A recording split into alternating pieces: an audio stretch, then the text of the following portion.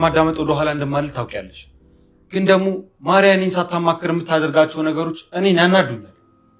ልጄ ማርያ የሚስትነት ስሜት ስለሚሰማት ነው እንጂ እኔ ምን አገባኝ ብላ እኮ ልትተወው ትችላለች። አያቴ በቃ ያ ነገር እኔን ይረበሸኛል እኮ። እሱን ቁጭ አድርጋ አውራት። ለመሆኑ የፋይሉ ጉዳይ እንዴት እየሆነ ነው? ባሩክ እንደሚጨርሰው ደውሎ እየነገረኝ ነበር። በምን አይነት መንገድ? አላሳውቅኝ፣ ግን የሆነ ነገር ባያስብ እንደዛ አይለኝም ነበር። አዎ እሱማ ያቺ ልጅ ለምንድን ነው የማትተው? ምንድን ነው ደግሞ ፍላጎቱ? ሜሊክ እንደው አንዴ ሞቷል፣ እሱን ልንመልስላት አንችልም። አዎ አያቴ፣ ከመጀመሪያው ጀምሮ እኮ እንደ ሌሎቹ ባለሀብት ይህን ጉዳይ በገንዘብ መጨረስ አቅቶኝ አይደለም፣ ግን ህሊና ያልፈቀደ አውቃለሁ። ለዛም ነው በቃ ፖሊሶች እንኳን ከደረሱበት የሚገባኝን ቅጣት እንዲሰጡኝ ነው የሄድኩት። አዎ ልጄ፣ ሁላችንም ግራ በገባን ሰዓት ነው ማርያ ልጄ ሄዳ ከዛ ጉድ ያወጣች። አያቴ ሙጣቱ ትክክል መስሎ ስላልታየኝ ነው እንጂ ያ ድርጊት ለእኔም ከብዶኝ አይደለም። እሱማ ይገባኛል ልጄ፣ ይገባኛል።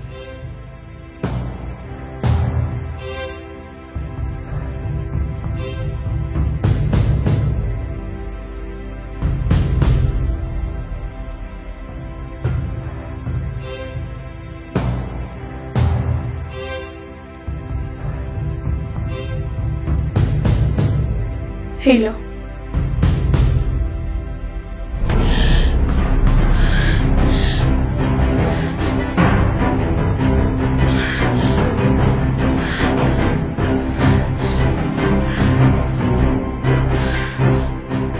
እንደተመለከታችሁት ጄሪ ያርግዛለች እና ታዲያ ያረገዘችው ከአምነን ይመስላችኋል ወይስ ከማን ነው ብላችሁ ታስባላችሁ? ከአምነን ነው የምትሉ 3 ቁጥሩን ኮመንት ላይ በመጻፍ ቪዲዮን ጀምሩት። እንደሚታወቀው አምነን አሁን ላይ ከቤሊን ጋር ጦፍ ያለ ፍቅር ውስጥ ገብቷል። ነገር ግን እነሱን ከዛ ውስጥ የሚወጡ ብዙ ነገሮች በቅርብ ጊዜ ጀምሮ እየተፈጠሩ ይገኛሉ። አንዷ ማርያ ናት። ከማርያ ውጪ ደግሞ ወይዘሮ ሴማና በሱ ጎን ደግሞ ባሮክ ይገኛሉ። እኚህ ሁሉ ሰዎች ታሪኩ ባጠነጠነበት በሁለቱ ፍቅር ላይ ሁለቱን ለማነጣጠል እየሞከሩ ያሉ ሰዎች እንደሆኑ እየተመለከተን እንገኛለን። አሁን ላይ የማርያ አልበቃ ብሎ እንደምትመለከቱት ጄሪ ማርገዟን ተመልክታለችና እዚቹ ከአምነን ከሆነ ነገሩ በሙሉ ድብልቅልቁ ይወጣል። እናም ምናልባት ደግሞ እሷ ተመልሳ መታ የሱ ሚስት የመሆን እድል ሊኖራት ይችላል እንደተመለከት ነው።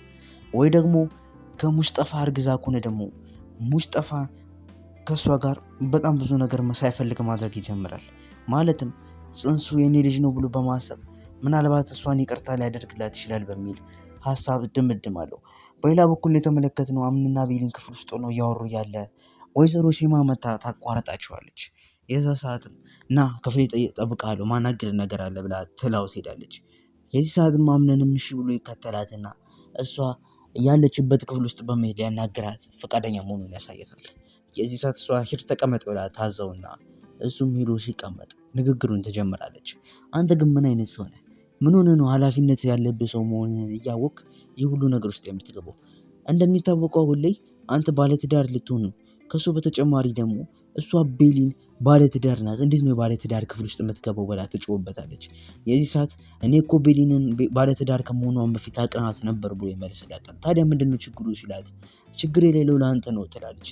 በእርግጥም ስንመለከት በእነሱ ቦታ ሆነን ስናስበው እውነታቸው ነው። ምክንያቱም አንዲት ባለትዳር ሴት ክፍል ውስጥ ከዛ በፊትም አብረው ሆኑም አልሆኑም አንዲት ሴት ካገባች በኋላ የእሷ ክፍል ውስጥ መግባት ጥሩ ምልክት አይመስለኝም እኔ እንደራሴ። እናንተ በሀሳብ አስተያየታችሁን አስቀምጡልኝ።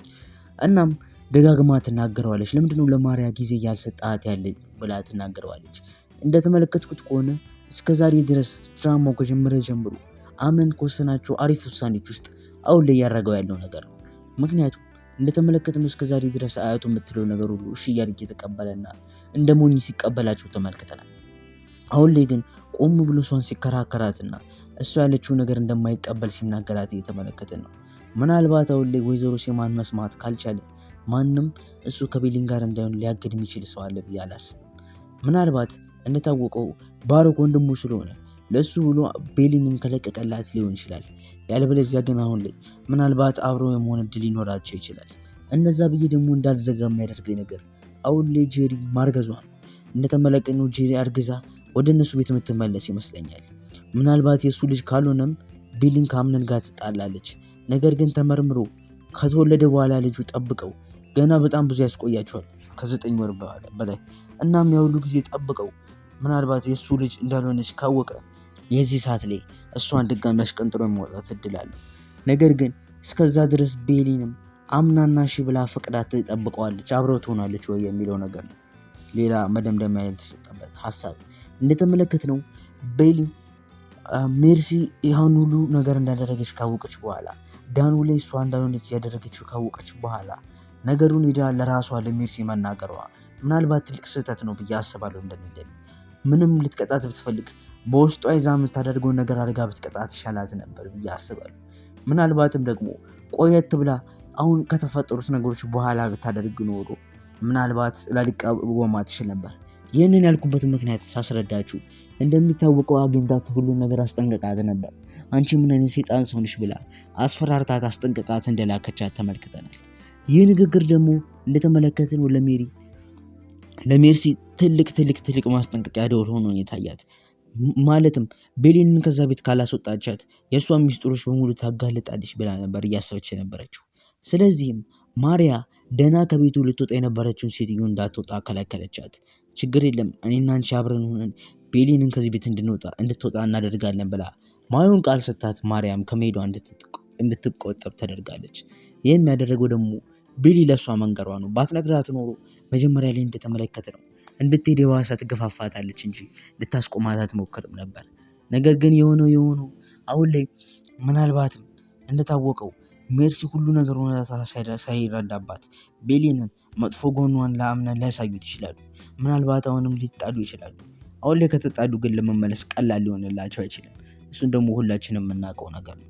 አምነን በተደጋጋሚ ወይዘሮ ሴማን ሲጠይቃት ነበር። እሺ ምንድነው ምን ማድረግ አለብኝ?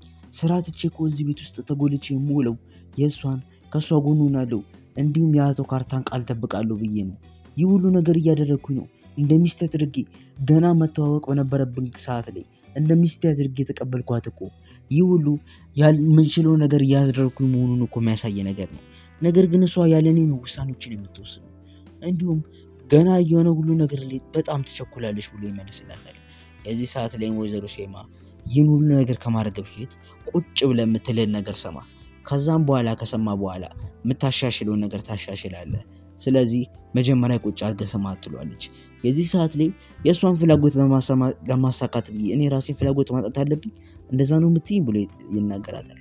የዚህ ሰዓት ነበር ወይዘሮ ሴማ ሁሉ ነገር መረጋጋት እንዳለበት የተሰማት። ምክንያቱም ልጇን እያስጨነቀችው እንደሆነ ተመለከተች።